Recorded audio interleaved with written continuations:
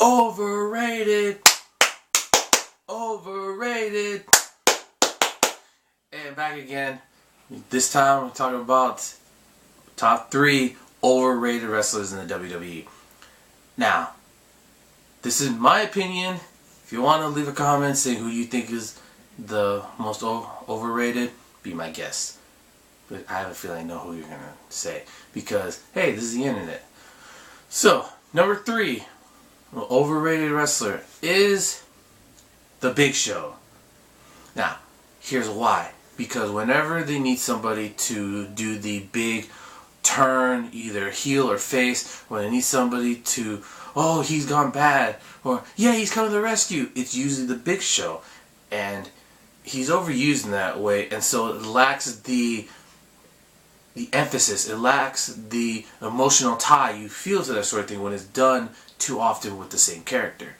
So that's why he's overrated in my opinion. He's not bad, but he's overused. Alright, now number 2 is Batista.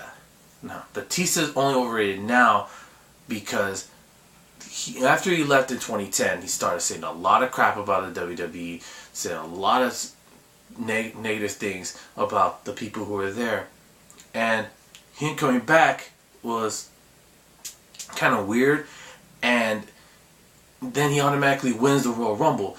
I like that Royal Rumble, to be honest. I was going for one of the Shield members, and when Roman Reigns was one of the last 2, I was going for Roman Reigns.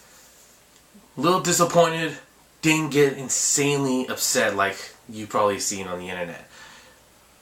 But Batista is pretty overrated. He's not as good as he was, and he doesn't seem to engage with the crowd except for like being really mad at them. He kind of deserves it at times, but he's still pretty overrated in my opinion.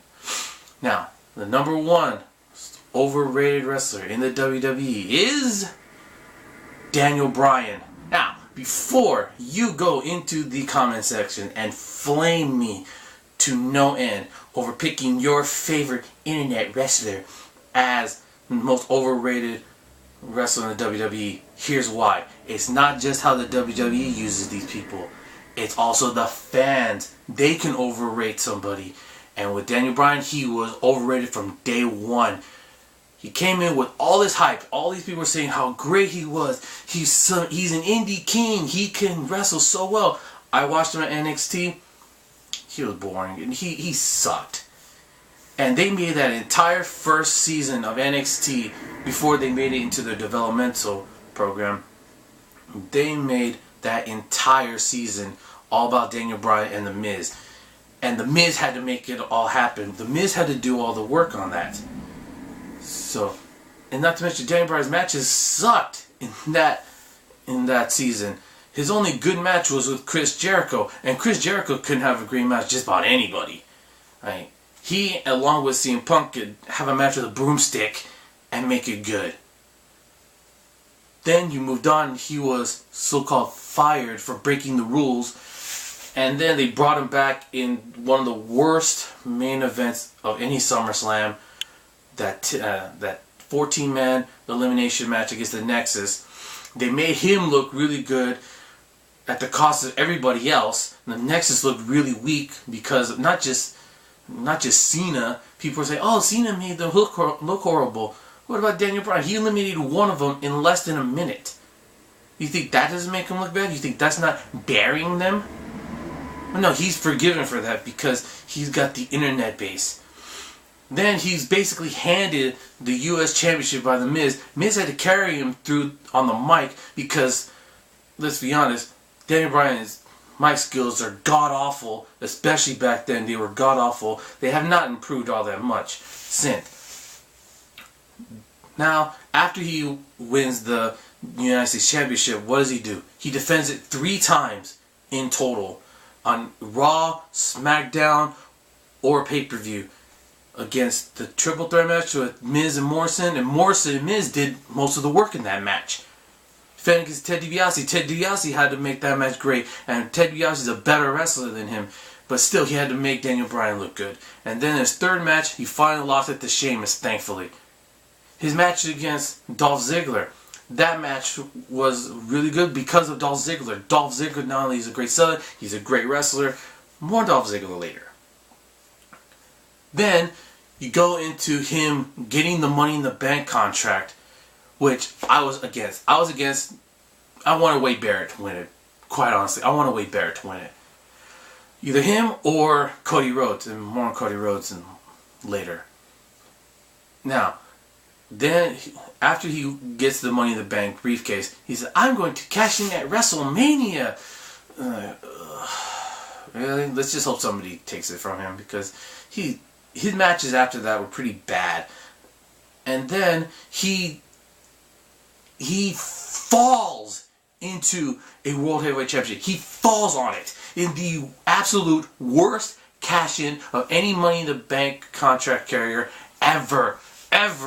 Because Mark Henry had knocked out the Big Show, and then here comes Daniel Bryan and literally just falls on top of Big Show. 1, 2, 3, and the match is over.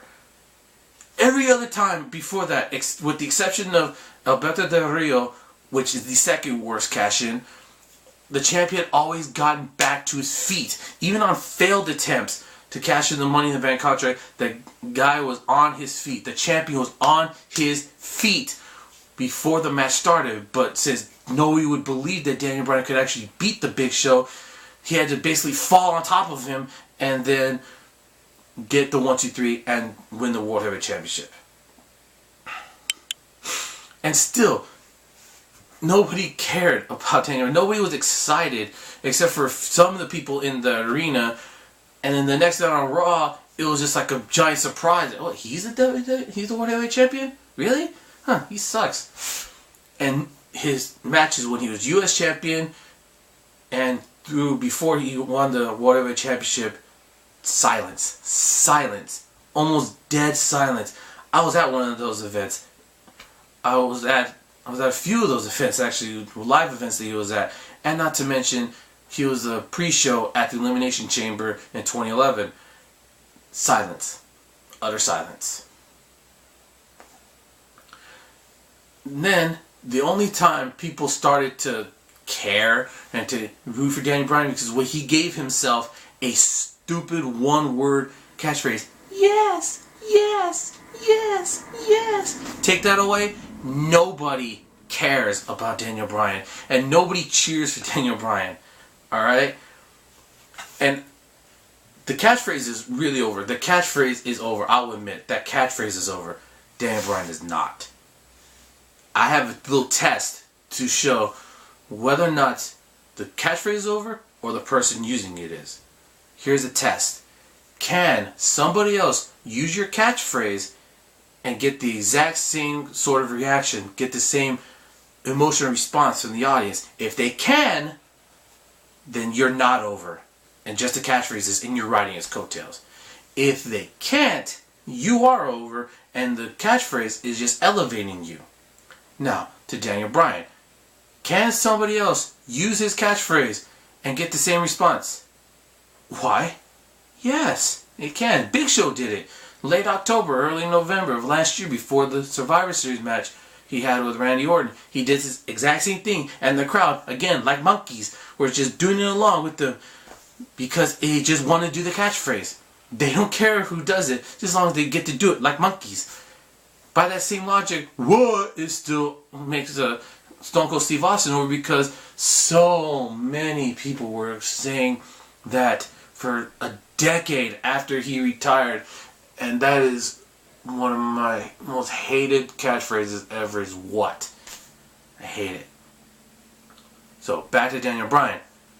Now, without that catchphrase, nobody cares about him. And, by the way, they would just abandon him the second that WWE really pushes him. WWE gave these guys a chance to show that they wanted Daniel Bryan in the main event. They showed that they wanted him in that position to be the top guy, and that he sells, that he gets pay-per-view buys. He gave him John Cena in the main event of SummerSlam last year. Did the IWC, did the so-called wrestling fans, did they order the pay-per-view and watch Daniel Bryan become WWE become WWE champion and win the WWE championship from John Cena? Why? No, they didn't. The ring went down, down, down. The buy rate went down. And you can't say it was Cena.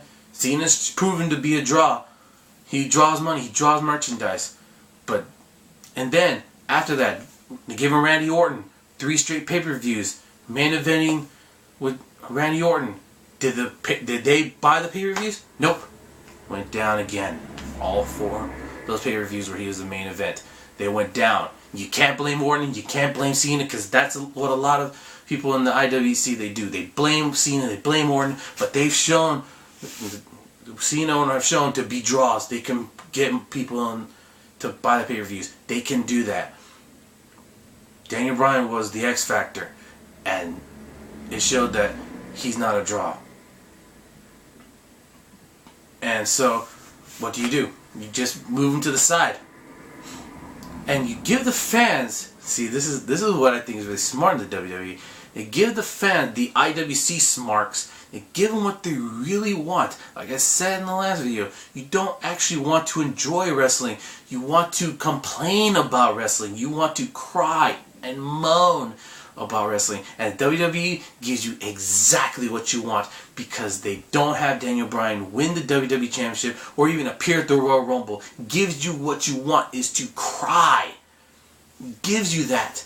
So the WWE actually gives the fans what they want. He gave you what you wanted. You wanted to cry. You wanted to moan. So they gave it to you. By making sure Daniel Bryan doesn't win the WWE Championship. It's genius. It's genius. And Daniel Bryan is just, again, on the mic, he's terrible. He's absolutely terrible. I remember after the Elimination Chamber pay-per-view when Shawn Michaels super kicked him, and Shawn Michaels explained to him why he did it after Daniel Bryan attacked Triple H. And Daniel Bryan, all he had to do was just sit there and look mad and look like it mattered to him, and instead he looked pouty. Go back and watch that. He looked pouty. I've seen pouty. I know that look like. That's how he looked. He was pouty. He wasn't angry. He wasn't upset. He wasn't furious. He was pouty. He can't show any sort of, mic skills. See, this is something that I came up with. Is talking with your face. He can't talk with his face. You want an example of that? Look at the Wyatts. The way, not only the words they say, but their facial expressions. The way that they move their face when they're talking, or even when they're listening to somebody. That is talking with your face. And Daniel Bryan can't do that. He can't do anything on the mic. He has no mic skills. He's an average wrestler at best. And he's had to be carried. I mean, come on. CM Punk carried him through their matches. Especially when they were on Raw and SmackDown. Daniel Bryan was lazy. He was lazy. So, now, the only thing keeping Daniel Bryan up is the yes chant. That's it. Watch a couple of his matches with Orton. Without that yes chant, the crowd is completely out of the match. They don't care, because Daniel Bryan has to do this in order to get the fans to chant, because he can't get them into the match otherwise. So Daniel Bryan is totally overrated. The fans completely overrated him from day one. He's still overrated. I hope he never wins the WWE Championship again. He doesn't deserve to be in that conversation. And I hope the WWE continues to give the fans what they truly want, which is something to cry about with Daniel Bryan. So Daniel Bryan sucks. May he never win the WWE Championship ever again. Now, I guess it's time. You can start flaming me if you want, but you know I'm right deep down. You know what I said is right. Next up, something that hopefully a little bit more positive. Most underrated WWE wrestler right now. And again, this is going to be about not only how the WWE uses them, but also how the fans perceive them. How the fans perceive them is just as important as how the WWE uses them. So, until then, later.